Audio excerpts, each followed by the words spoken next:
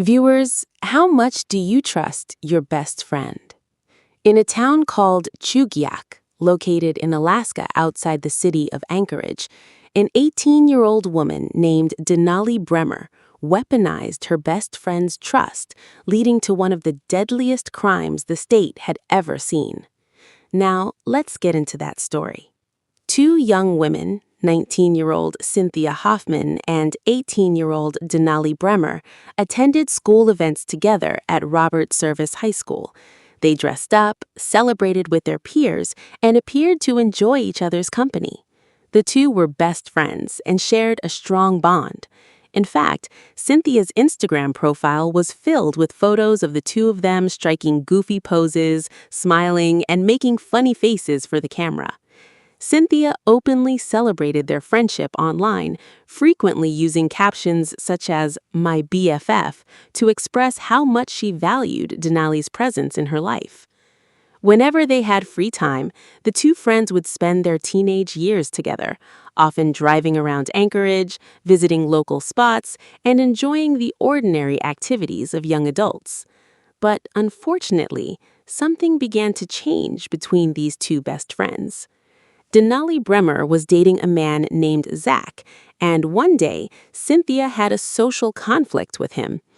The disagreement may have involved gossip, taking sides, or a perceived betrayal concerning the relationship between Denali and her boyfriend. Whatever the reason, the conflict began to create tension between Cynthia and Denali. At the time, Cynthia was also living with a developmental disability that affected her intellectual and emotional functioning. She functioned at approximately the level of a 7th-grade student, despite being 19 years old. Because of her cognitive challenges, Cynthia sometimes struggled to recognize danger or bad intentions in people she trusted. She also experienced difficulties socially and strongly wanted her peers to like and accept her. Denali, however, felt that Cynthia had crossed a line or betrayed her in some way regarding Zach. Instead of resolving the disagreement with her best friend, Denali went online and complained about Cynthia to a person she believed was a wealthy man named Tyler. But Tyler was not who he claimed to be. Behind the fake identity was a 21-year-old man named Darin Schilmiller, an online catfish from Indiana. Schilmiller recognized Denali's anger and exploited it. He encouraged her to use the grudge she had against Cynthia as motivation. He essentially suggested that if Cynthia had hurt her so badly, she should get revenge. That conversation would change everything. After Schilmiller encouraged Denali to target Cynthia, she began putting a dark plan into motion. On June 2, 2019, Denali contacted Cynthia. Knowing how much Cynthia valued their friendship and wanted to spend time with her, as best friends, Denali invited her on what appeared to be a casual hiking trip to Thunderbird Falls in Chugiak, Alaska. Cynthia enthusiastically agreed, completely unaware that she was being lured into a trap. But the following day, June 3, Cynthia missed her regular hourly check-ins with her family. Because it was unusual for her to miss these check-ins, her family immediately became concerned and reported her missing. The police began investigating her disappearance. On June 4, investigators brought Denali in for questioning because she had been one of the people closest to Cynthia and was frequently seen with her.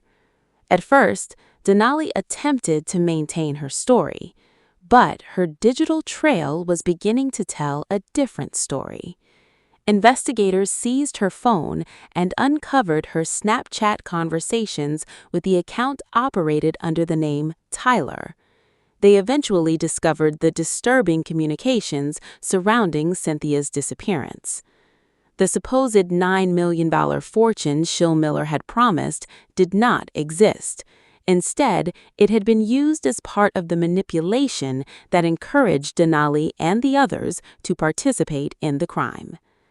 As the investigation closed in on her, Denali's story began to collapse. She eventually confessed to the plot and directed authorities to Cynthia's body. Anchorage police officers and forensic investigators traveled to the remote area near Thunderbird Falls in Chugiak, Alaska. There, they discovered Cynthia's body lying along the bank of the Eglutna River.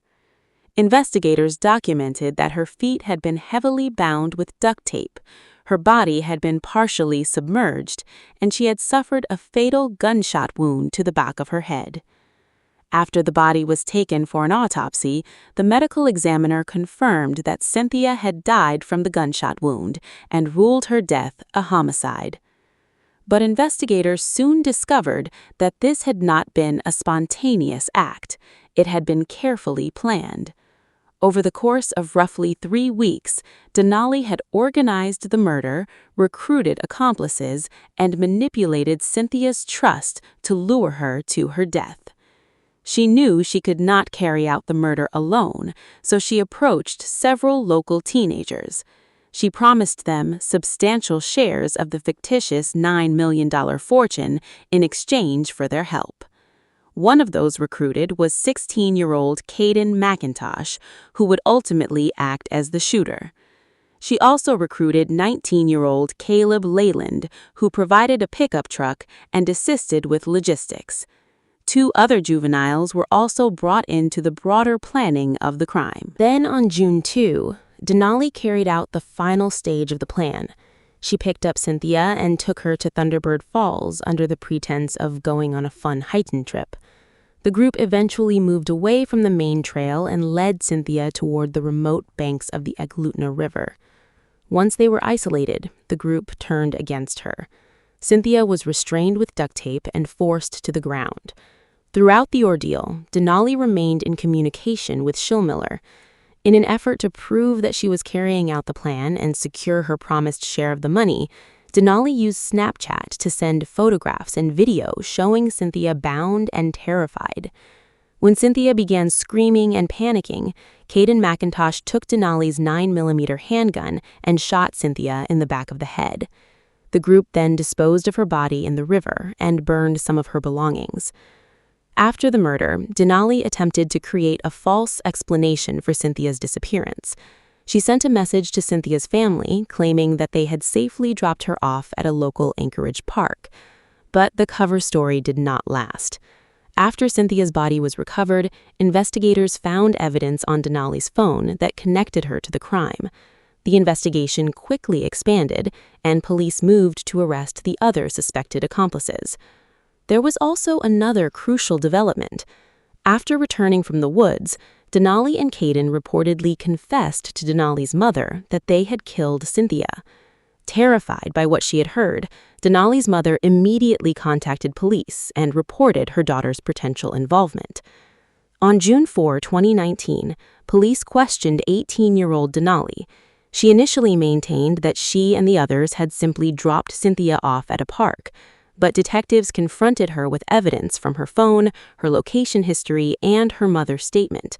Realizing that her story could no longer hold up, Denali broke down and confessed.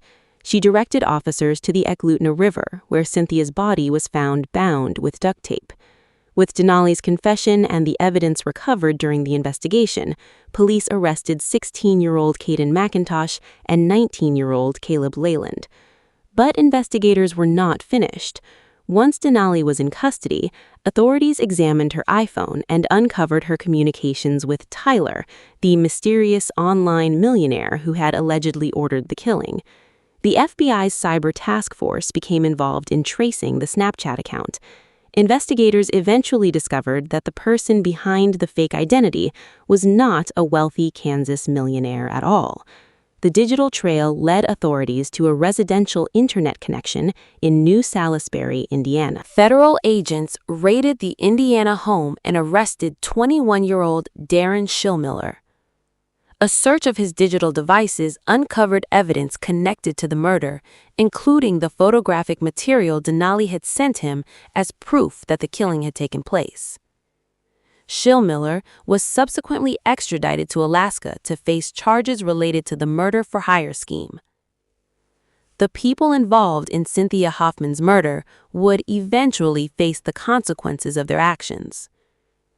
Denali Brehmer, Cynthia's best friend, pleaded guilty to first-degree murder.